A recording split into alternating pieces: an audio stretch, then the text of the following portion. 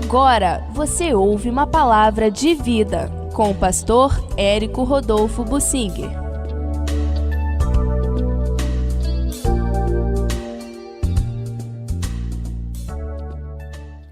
O livro de Jonas, o profeta, traz uma luta muito especial.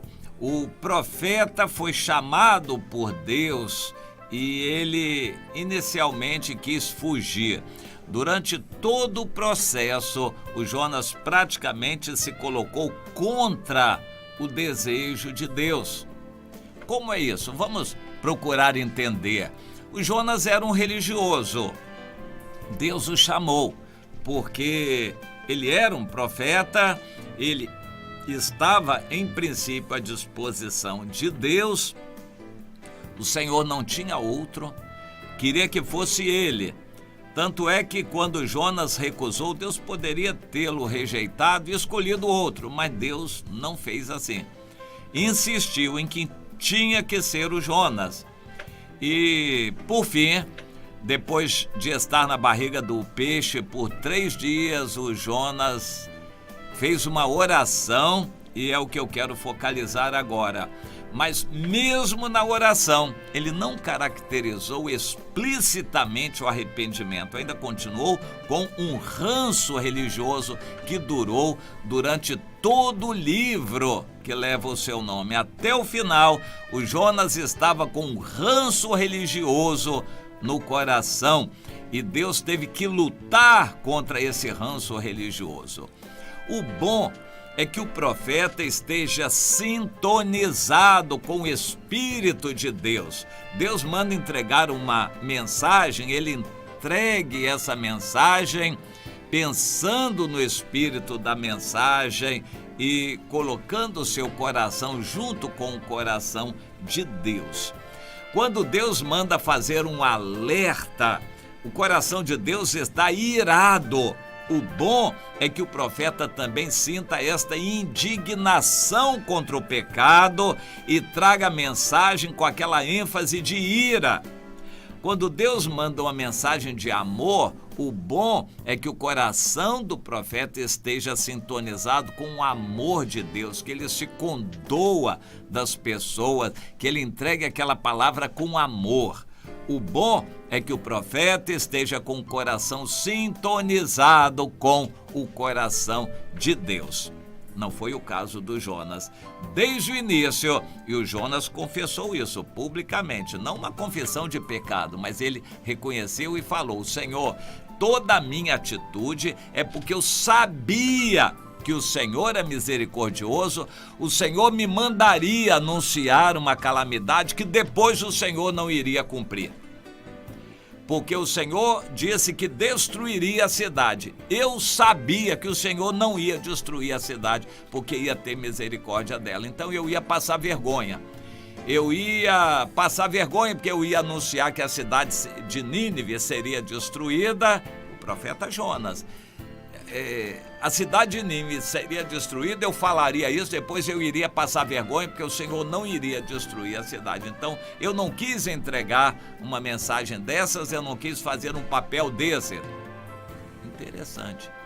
Como muitos crentes estão fazendo a mesma coisa, com um ranço religioso, estão impedindo o Espírito de Deus de atuar. Quando Deus manda a gente amar as pessoas, quem não merece, perdoar, a gente fica com restrições, a gente fica com prevenções contra as pessoas e a gente não segue o coração de Deus. O Jonas, no capítulo 2, no ventre do peixe, orou ao Senhor e disse várias coisas. Ele reconheceu a situação, ele gritou, clamou a Deus, se fez de coitadinho. A maior parte da oração do Jonas é se fazendo de coitadinho, que ele estava sofrendo muito, tudo que estava acontecendo, que ele estava no meio das algas na barriga do peixe, que ele estava se sentindo preso, ele estava ali longe da cidade dele, da terra dele, enfim, se fazendo de coitadinho. A maior parte da oração ele se faz de coitadinho. Isto é também um problema com as orações dos crentes. A maioria dos crentes ora a oração de autocomiseração, se fazendo de coitadinhos. Senhor, tem misericórdia de mim, estou sofrendo tanto, essa dor, ninguém liga para mim, os irmãos não me ajudam. Senhor, coitadinho, atende. Deus, tem misericórdia, eu estou sofrendo tanto. A maioria das orações de crentes são assim. Isso não agrada a Deus, não. Coitadinha. Minha irmã, se você é filha de Deus não é coitadinha de jeito nenhum. Filha de Deus é um privilégio, ainda que esteja sendo disciplinada pelo Senhor. Ser filha de Deus é o alto privilégio. Não chore como coitadinha, não, a oração de Jonas. Então, o Jonas dizendo: pois é, Senhor, quando dentro de mim desfalecia minha alma, então eu me lembrei do Senhor e subiu a ti a minha oração no teu santo templo. E eu me lembrei daqueles que se entregam à idolatria vã, que abandonam o Senhor que é misericordioso.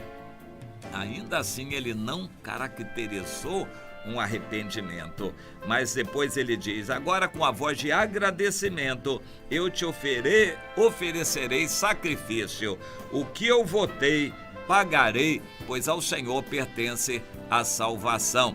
Ou seja, ainda na barriga do peixe ele disse: Senhor, se o Senhor me livrar daqui, agora eu vou te obedecer. Eu ainda creio que o Senhor tem poder, porque me manteve vivo na barriga do peixe por 3 dias, é porque o Senhor tem poder. Então, se o Senhor me livrar, então eu vou obedecer o Senhor. O que eu votei, pagarei. O que ele votou? Não fica claro aqui, mas é mais do que evidente que o que ele votou é o seguinte: Senhor, eu já estou praticamente morto aqui na barriga do peixe, e agora, se eu estou pensando, vivo, respirando, é por misericórdia do Senhor. Então, se o Senhor me livrar daqui, então agora eu vou obedecer o Senhor. Essa era a oração dele. Não foi um arrependimento completo.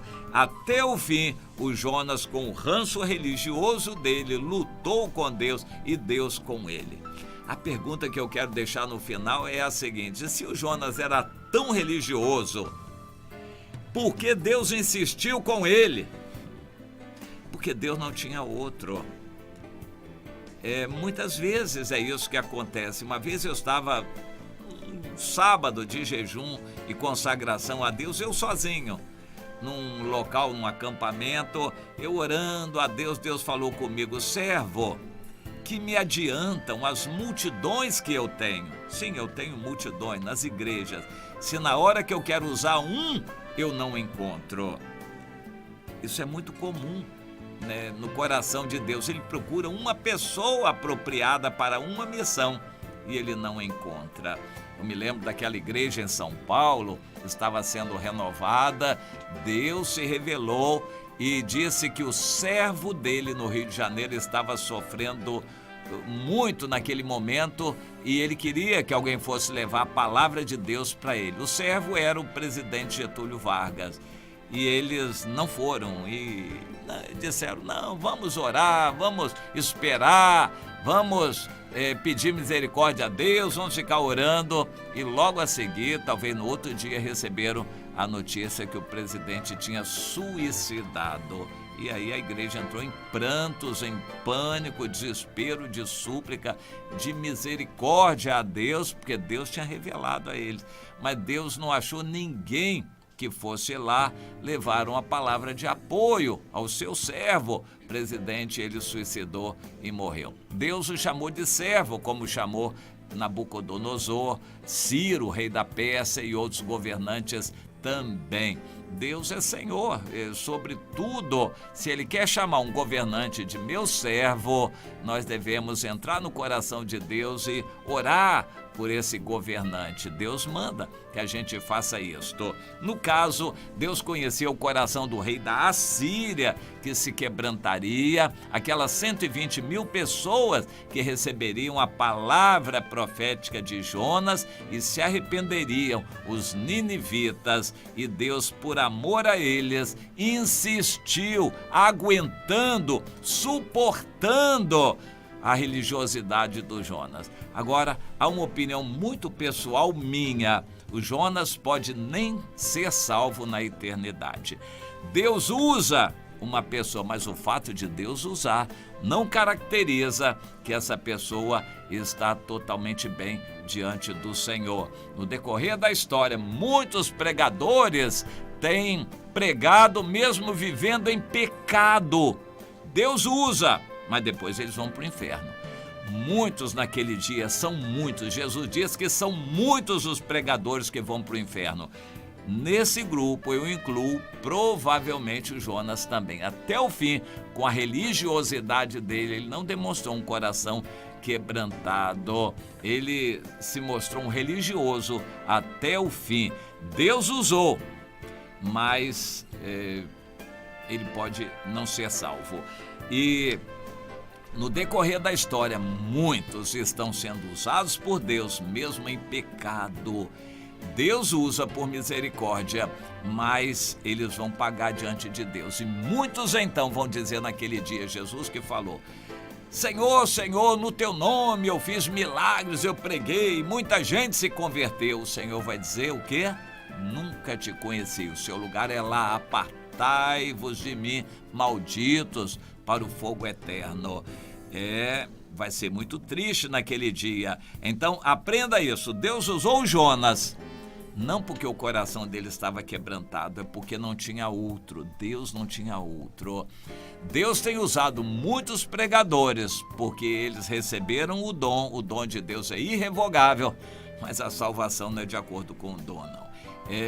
A salvação é pela justificação. E se a pessoa vive no luxo, no dinheiro, é um pregador que prega, Deus usa, mas ele vive no luxo, na riqueza, ama o mundo, ele ama o dinheiro, ele ama o pecado, não vai ter salvação, não. E ele vai dizer: Senhor, mas eu preguei. O Senhor vai dizer: nunca te conheci.